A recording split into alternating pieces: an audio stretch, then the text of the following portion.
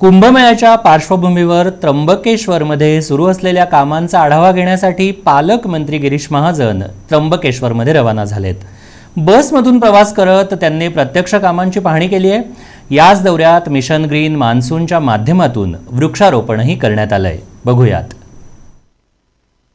Mission green मान्सूनच्या 9व्या टप्प्यात सिन्नर औद्योगिक क्षेत्रात पालकमंत्री गिरीश महाजन यांच्या हस्ते वृक्षारोपण करण्यात आलं। उद्योगांचा विकास आणि पर्यावरण संवर्धन यांचा समतोल साधण्याची गरज यावेळी व्यक्त करण्यात आली। यानंतर महाजन त्र्यंबकेश्वरकडे रवाना झाले। सिंहस्थाच्या पार्श्वभूमीवर सुरू असलेल्या विविध विकास कामांची प्रत्यक्ष पाहणीही केली। कामांची प्रगती, नियोजन आणि आवश्यक सुविधांचा आढावा घेतल्यानंतर प्रशासनाला पुढील कामांसाठी निर्देश दिले जाण्याची शक्यता आहे। त्र्यंबकेश्वरमध्येही मिशन ग्रीन मान्सून अंतर्गत वृक्षारोपण करण्यात येणार असून सिंहस्थाची तयारी आणि पर्यावरण संवर्धन या दोन्ही उपक्रमांना एकाच वेळी गती देण्याचा प्रयत्न केला जातोय। न्यूज डेस्क, आपलं नाशिक।